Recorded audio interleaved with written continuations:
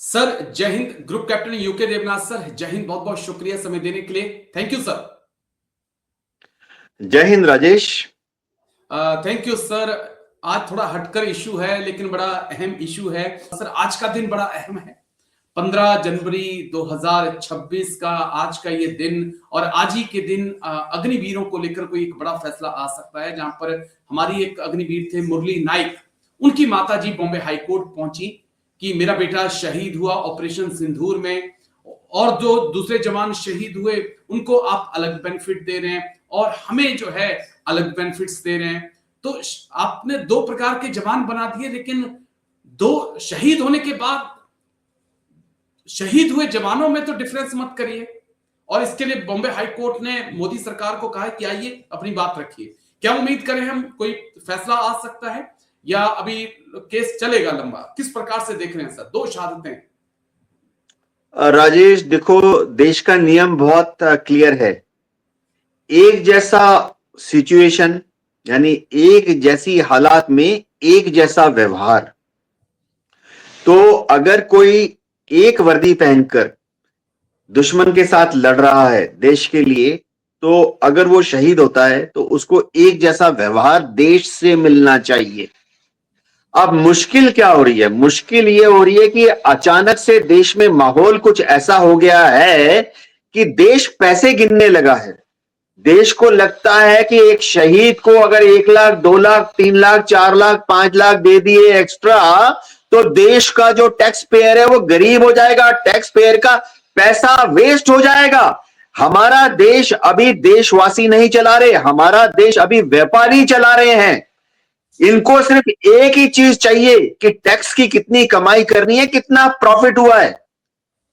देश के नागरिक नहीं चला रहे हैं, बिजनेसमैन हमारा देश चला रहे हैं, व्यापारी हमारा देश चला रहे हैं, या हमारा देश वो पॉलिटिशियन चला रहे हैं जो कि बिजनेसमैन और व्यापारियों के एजेंट हैं।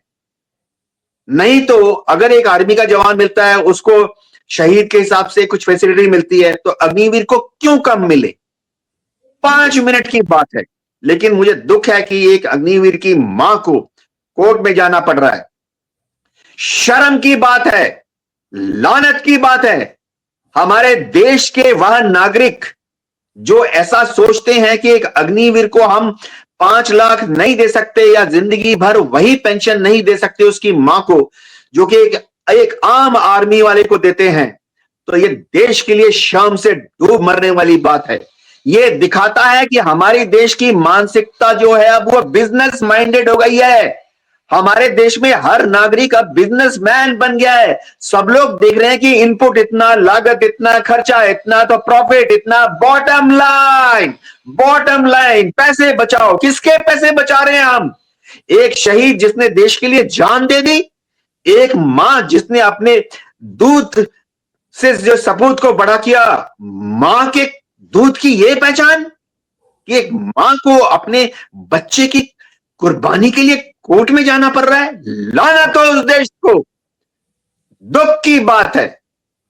जी राजेश, एक पॉइंट आपसे और पूछना चाहता हूं जिसका छोटा सा जवाब चाहूंगा, क्योंकि इंडियन एयरफोर्स में सर आप थे, तो क्या आपको ये बताया गया था कि या सिखाया गया हो कि पाकिस्तानी रेंजर्स के लिए अलग बम का इस्तेमाल करना है और पाकिस्तान की आर्मी के लिए अलग बम का इस्तेमाल करना है? या क्योंकि हमें इंडियन आर्मी के अंदर आतंकियों के लिए, पाक रेंजर्स के लिए या पाकिस्तान आर्मी के लिए एक ही गोली मिलती थी। उससे हमने होता था कि उसको भी मार देना, उसको भी मारना, उसको भी मार देना, मतलब गोली डिफरेंट नहीं होती थी। तो क्या उस पार से हम उम्मीद करें इस प्रकार की कि नहीं अग्निवीर तैनात हैं तो रियायत हम दे दें? राजेश, जो मैं कहूंगा बहुत हैवी हार्ट से बोलूंगा, दुख के साथ बोलूंगा। मेरा सर शर्म से झुका जा रहा है। भारत सरकार, कोई भी सरकार हो, और हमारी जो एडमिनिस्ट्रेशन है उनका ये कहना है, एडमिनिस्ट्रेशन से मैं आर्मी हेडक्वार्टर की बात नहीं कर रहा, हमारे जनरल्स की नहीं बात कर रहा, मैं मिनिस्ट्री ऑफ डिफेंस के इन बाबुओं की बात कर रहा हूं। ये कोर्ट में पता क्या बोलते हैं? अरे सर, जब इसने ज्वाइन की थी इसको टर्म्स एंड कंडीशन पता थी। अरे यार, दूर दराज के गांव से एक भोला भाला लड़का आया है, फौज ज्वाइन करता, उसको टर्म्स एंड कंडीशन क्या मालूम है। वो यही सोचता कि मैं देश की सेवा के लिए जा रहा हूं, मैं भी अपने पिताजी या अपने पूर्वजों की तरह से देश के लिए खून बहाऊंगा, पसीना बहाऊंगा, हाथ पैर उड़वा लूंगा लड़ाई के मैदान में। उसको टर्म्स एंड कंडीशन कहां मालूम है। बकवास करते हैं ये लोग। जब भारत सरकार का नुमाइंदा, भारत सरकार का वकील कोर्ट में जाके कहता है कि टर्म्स एंड कंडीशंस इसको ज्वाइनिंग के टाइम पे पता थी, बकवास। कोई नहीं बताता उसको। अग्निवीर को जिस दिन भर्ती करते हैं, जब अग्निवीर का एडवर्टाइजमेंट देते हैं, एडवर्टाइजमेंट के नीचे लिखते हैं कि आप शहीद हो जाओगे तो आपकी मां को पेंशन नहीं मिलेगा। लिखें नहीं, ये लोग एडवर्टाइजमेंट में सिर्फ लिखते हैं शराब फ्री में मिलेगी, कैंटीन फैसिलिटी मिलेगी, खाना फ्री में मिलेगा, एडवर्टाइजमेंट में लिखते हैं। और शर्म की बात है जी।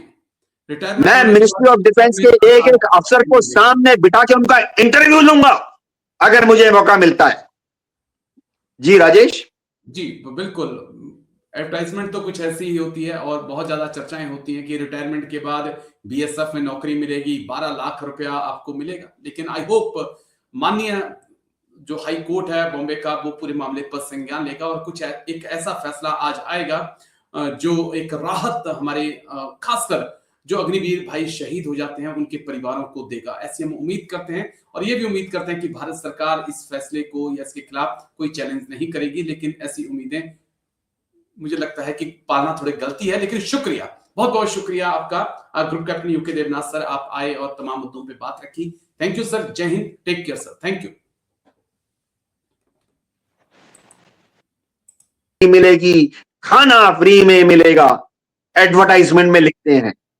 और शर्म की बात है जी। मैं मिनिस्ट्री ऑफ डिफेंस के एक एक अफसर को सामने बिठा के उनका इंटरव्यू लूंगा अगर मुझे मौका मिलता है। जी राजेश। जी बिल्कुल, एडवर्टाइजमेंट तो कुछ ऐसी ही होती है और बहुत ज्यादा चर्चाएं होती हैं कि रिटायरमेंट के बाद बीएसएफ में नौकरी मिलेगी, 12 लाख रुपया आपको मिलेगा। लेकिन आई होप माननीय जो हाई कोर्ट है बॉम्बे का, वो पूरे मामले पर संज्ञान लेगा और कुछ एक ऐसा फैसला आज आएगा जो एक राहत हमारे खासकर जो अग्निवीर भाई शहीद हो जाते हैं उनके परिवारों को देगा। ऐसी हम उम्मीद करते हैं और ये भी उम्मीद करते हैं कि भारत सरकार इस फैसले को या इसके खिलाफ कोई चैलेंज नहीं करेगी। लेकिन ऐसी उम्मीदें मुझे लगता है कि पालना थोड़ी गलती है। लेकिन शुक्रिया, बहुत बहुत शुक्रिया आपका group captain UK Devnath sir, आप आए और तमाम मुद्दों पे बात रखी। थैंक यू सर, जय हिंद, take care sir, thank you.